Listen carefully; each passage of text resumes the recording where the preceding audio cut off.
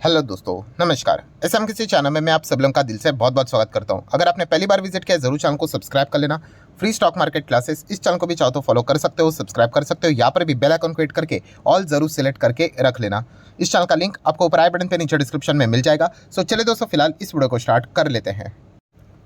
ठीक है दोस्तों, अभी हम लोग आ चुके हैं बिल्कुल हमारे नॉर्मल स्क्रीन के ऊपर। एंड दोस्तों, इस वीडियो में हम लोग कवर करने वाले एक बहुत ही इंपॉर्टेंट टॉपिक को, जिसके चलते हर कोई हम लोग को परेशान रहते हुए देखने को लगा होगा। एंड खास करके जो नए नए जो लोग बाजार में आ जाते हैं, उनमें हम लोग को इस प्रकार की चीज़ें देखने को मिल जाती है। मतलब जहाँ पे भी देखो बाजार में एक ही रंग देखने को मिल रहा है, लाल निशान। सेंसेक्स की बात करें, निफ्टी की बात करें, अलग अलग इंडाइसेस की भी अगर हम लोग यहाँ पे बात करें, जैसे कि निफ्टी 50, 100, 200, 500, मिड कैप की बात करें, 50, 100, 200, स्मॉल कैप की बात करें, हर चीज़ में अगर हम लोग सेक्टोरियल इंडाइसेस की भी बात करें, हर जगह पे सिर्फ एक ही निशान लाल और लाल निशान ही देखने को आप मिल रहा है। ठीक है। एंड अगर देखा गया तो मंडे के दिन भी गिरा। ठीक है, कल के दिन छुट्टी थी इसलिए ठीक है, आज के दिन भी गिरा। सो आगे क्या होगा, तो इसी से रिलेटेड कुछ सवाल यहाँ पे पूछे जा रहे हैं। प्लस उसी के साथ साथ सबसे ज़्यादा यही सवाल पूछा जा रहा है, सर अभी मैं क्या करूँ, कि मतलब देखा गया तो लगातार पोर्टफोलियो यहाँ पे डाउन देखने को यहाँ पे मिल रहा है। तो अभी हम लोगों ने मतलब करना क्या चाहिए। ठीक है, तो सबसे पहले तो मैं आपको एक बात कहना चाहूँगा दोस्तों, पैनिक करने की कोई ज़रूरत यहाँ पे है नहीं। ठीक है, जैसे मैंने आप लोगों को बार बार ये चीज़ बोली और भविष्य में लगातार ये चीज़ मैं बोलते रहूँगा। शेयर मार्केट में कदम रखा है तो ये तो चीज़ें आती जाती यहाँ पे रहेगी। पर सर आप बोलते हो पैनिक ना करें, बट डेली बेसिस के हिसाब से अगर देखा गया तो पोर्टफोलियो तो यहाँ पे नीचे नीचे नीचे ही जा रहा है। तो दोस्तों, जैसे कि मैंने आप लोगों को कहा कि पोर्टफोलियो नीचे नहीं जाएगा, ऐसा किसने यहाँ पे बोला है। शेयर मार्केट में आप आए हो, आपको क्या लगता है कि रोज़ बस तेज़ी यहाँ पे मिठाई बांटी जाएगी? अगर ऐसा होता तो बच्चे बच्चे शेयर मार्केट में पैसा लगाते। मार्केट में कम लोग क्यों पैसा, मतलब कम लोग टिकते क्यों है बाजार में? पैसा लगाने वाले तो बहुत सारे लोग आते जाते रहेंगे, बट टिकने वाले लोगों की अगर हम लोग बात करें तो वो इतने लिमिटेड क्यों है? हाँ, क्योंकि ये जब ऐसा नज़ारा सामने आ जाता है ना, तो कमज़ोर निवेशक सरेंडर कर देते। वो बोलते भाई हमारा एफडी जिंदाबाद, वही अच्छा था, ये पैनिक तो हम लोग झेल नहीं सकते। देखिए, एफडी कोई ख़राब बात नहीं, मैं अगेन कह रहा हूँ, हर किसी की अपनी अपनी क्षमता अलग होती है। ठीक है, बट अगर आपका नज़रिया ही है भाई कि मुझे बड़ा पैसा छापना है, तो भाई वो इतना ईजिली तो आपको बोलते हैं ना, हलवा नहीं है वो। आपको ये सारी चीज़ों से, टॉर्चर से गुजरना पड़ता है, तभी जाके आप लोगों को मतलब वो जाके वो ग्लोरी मिलेगी, रिवॉर्ड मिलेगा। मार्केट आपको ऐसा मतलब बोलते हैं ना, लॉलीपॉप की तरह सारी चीज़ें नहीं देने वाला है। और अगर ऐसी चीज़ें होती तो जैसे मैंने कहा ना कि बच्चा बच्चा मार्केट से पैसा छाप लेता, क्यों नहीं वो छाप लेते हैं। ये जब ऐसी सिचुएशन आ जाती है तब बहुत सारे लोग क्या कर लेते हैं, निकलने की बात कर लेते हैं। एक ही चीज़ बोल लेते हैं कि मतलब मान लो कि 100 पे शेयर खरीदा होगा, वो 80 पे हुआ होगा, एक ही चीज़ प्रे करते होंगे भगवान के पास कि बस एक बार भगवान वापस 100 पे आ जाए, मेरा कॉस्ट पे आ जाए, निकल जाऊंगा, दोबारा मार्केट की ओर मुड़ के नहीं देखूंगा। तो ऐसे लोग बाजार में कभी भी टिक नहीं पाते, क्योंकि उनकी जो खरीदारी होती है ना दोस्तों, वो रैंडम बेसिस पे होती है। क्यों खरीदा होगा, बस शेयर भाग रहा था भाग रहा था भाग रहा था, इसलिए मैंने खरीद लिया, अभी गिर रहा है गिर रहा है गिर रहा है, इसलिए मैं यहाँ पे एग्जिट कर लूँगा। तो ये इस चीज़ के चलते मतलब बोलते हैं ना, कुछ यहाँ पे मतलब आउटकम निकलता नहीं है। तो चलिए सर जी, इतना ही आप बता रहे हो तो फिर इसका सोल्यूशन बता दीजिए। कि प्रॉब्लम तो हमें पता ही है कि बाजार में ये शेयर्स गिरे, क्या पता कल भी गिरे, परसों भी गिर जाए। तो अभी इसका सोल्यूशन क्या है, कि मतलब आउटकम क्या है, कि हम लोगों ने क्या करना चाहिए। तो दोस्तों, इसका सोल्यूशन मैं ऑलरेडी आपको बोल चुका हूँ कि आपको अगर एज ए इन्वेस्टमेंट के हिसाब से मैं बात यहाँ पे बोलता हूँ, ट्रेडिंग एक अलग डिफरेंट टास्क होता है, इन्वेस्टमेंट एक डिफरेंट चीज़ है। सो सॉल्यूशन एक ही है कि fundamentally strong company, fundamentally strong shares जो है वो अपने अपने पोर्टफोलियो में यहाँ पे उनको जगह देनी यहाँ पे होती है। बस दैट्स इट, यही सॉल्यूशन है। कोई यहाँ पे फैंटेसी वाली चीज़ यहाँ पे मैं नहीं बोलूँगा, ख्याली पुलाव वाली चीज़ यहाँ पे नहीं बोलूँगा, कोई जड़ी बूटी वाले हिडन स्टॉक्स ऐसे कुछ है जो कि गिर ही नहीं रहे हैं, बस ऊपर ऊपर ऊपर ही जा रहे हैं, इन चक्करों से बाहर निकलो, ऐसा कुछ भी नहीं होता है।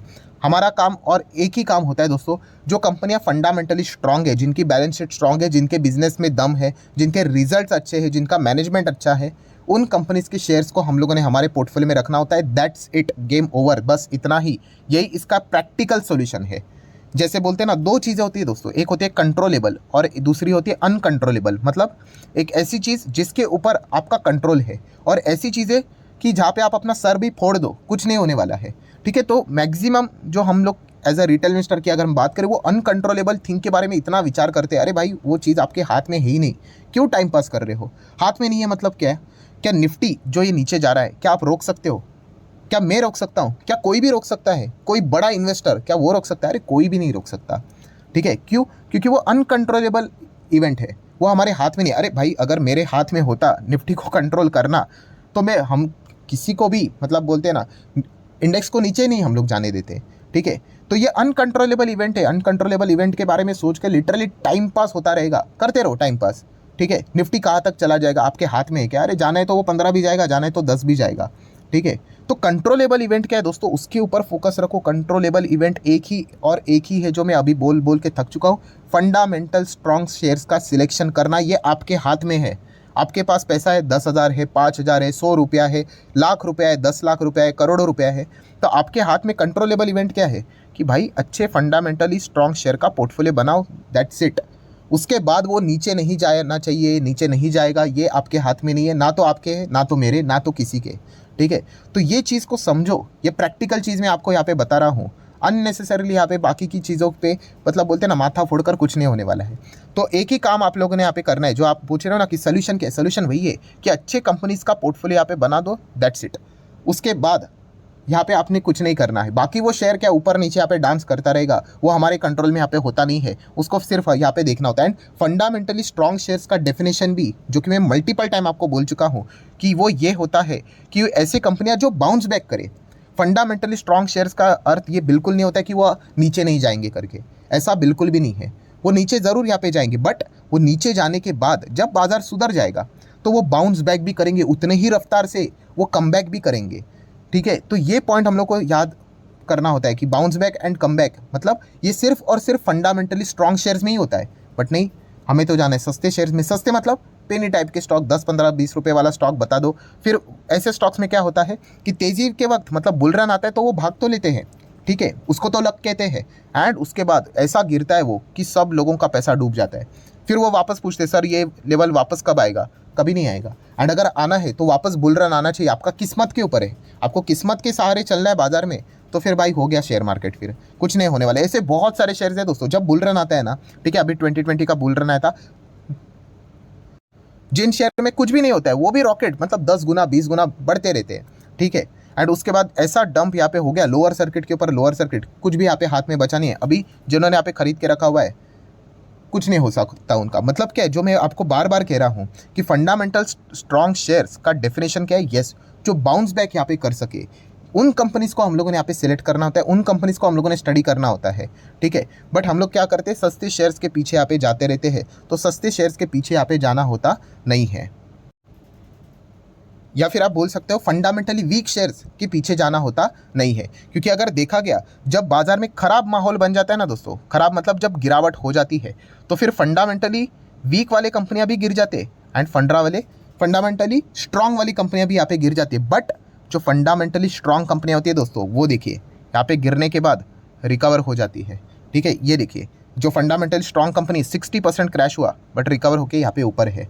तो ये ऐसे स्टॉक्स में हम लोगों ने यहाँ पे स्टडी करके निवेश यहाँ पे करना होता है। ये हमारे हाथ में है, स्टॉक किधर जाएगा, गिरेगा नहीं गिरेगा, हमारे हाथ में नहीं है। अगर हमारे हाथ में होता तो ये स्टॉक को इतना हम लोग गिरने ही नहीं देते।